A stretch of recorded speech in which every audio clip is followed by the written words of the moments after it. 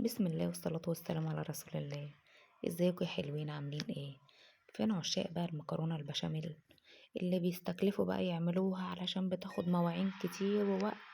النهاردة هنعملها صينية المكرونة كلها، مش هتكمل معاكي ساعة زمن.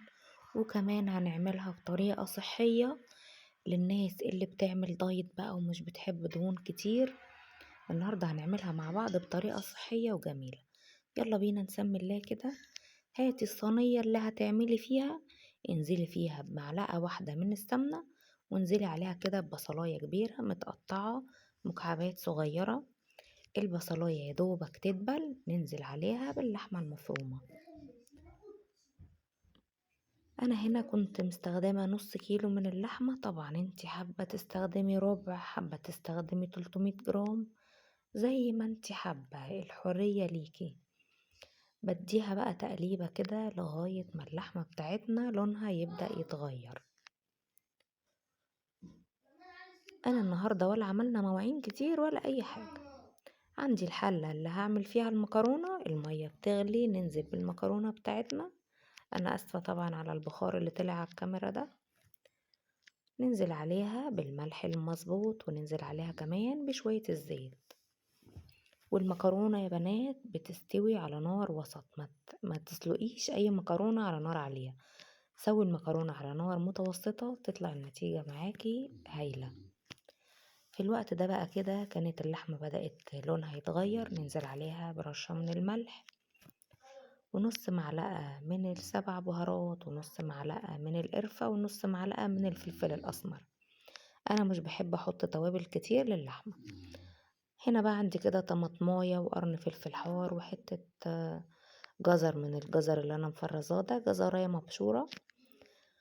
طبعا الجزر اختياري، بس بجد بيفرق جدا في طعم العصاج، بيديله تسكيرة كده ولون وطعم خطير.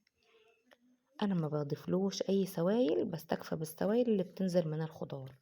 بديله كمان تقليبة كده لغاية ما تلاقي الخضار بتاعك استوى، واللحمة بتاعتنا كمان اتعصجت وبقت ريحتها تحفة خطيرة. يلا بينا بقى نعمل البشاميل بتاعنا، البشاميل الصحي اللي ينفع للي بيعملوا دايت. عندي الحليب، وفي اللبانة اللي فيها الحليب كمان. انا قلتلك في اول الفيديو احنا مش هنعمل مواعين كتير.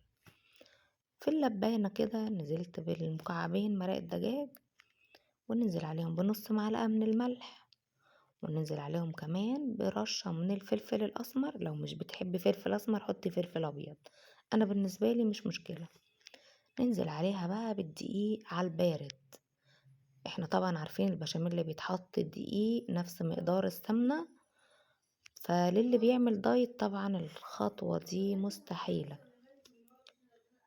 احنا بنعمل النهاردة هنعمل البشاميل، بس هنعمله بطريقة صحية والنتيجة تحفة. احنا قلبناه على البارد، بعدين رفعناه على النار. بمجرد ما بتبتدي تلاقيه يتقل، خدي بقى من مية المكرونة، زوديه بمية المكرونة. يعني احنا هنا كده كمان مش مستهلكين لبن كتير، ولا بقى كريمة لباني، ولا اي حاجة من الحاجات دي. ولو تلاحظوا معايا انا ما حطيتش سمنة خالص للبشاميل. يعني النهاردة بطريقة صحية صحية، مش محتاج دهون ولا اي حاجة.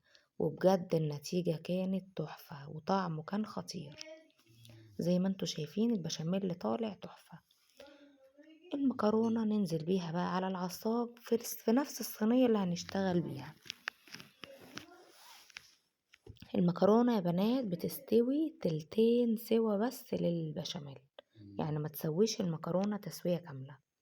ننزل بقى عليها كده بكبشتين من البشاميل بتاعنا، ونقلب كل الجمال ده الأول مع بعضه.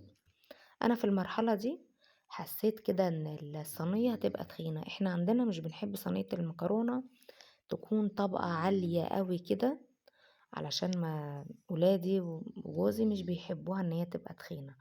طبعا في ناس بتحب تحط رق مكرونة ورق لحمة ورق مكرونة، فبتبقى القطعة تخينة جدا، فاحنا مش بنحبها كده. انا في المرحلة دي بعد ما قلبتها نقصت شوية في طاسة صغيرة. نيجي بقى على البشاميل اللي هنحطه على الوش.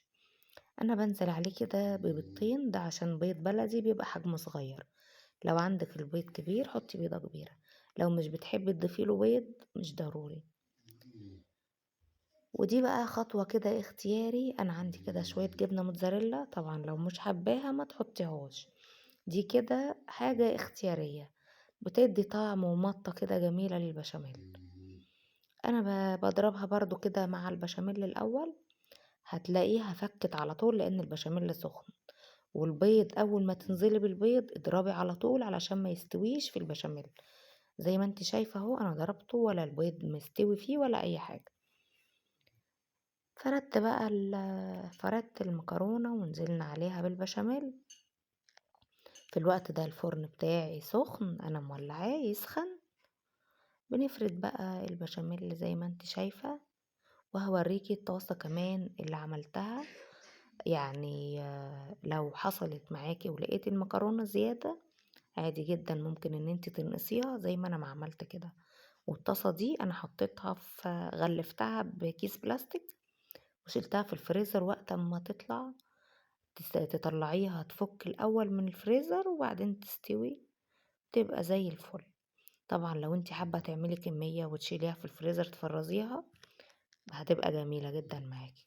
زي ما انت شايفة خلصنا الصينية الجميلة بتاعتنا والطاسة القمر دي كمان. ندخلها بقى على الفرن، انا بحطها في الشبكة اللي في النص بتاخد تقريبا نص ساعة. لو لقيتيها لسه ما اتحمرتش من على الوش في اخر دقيقتين تولعي لها الشواية تطلع بالجمال ده. اتمنى تجربوا الوصفة بطريقتي، ولو عجبتكم ما تنسوش تدعموني بلايك. بحبكم في الله، والسلام عليكم ورحمة الله وبركاته.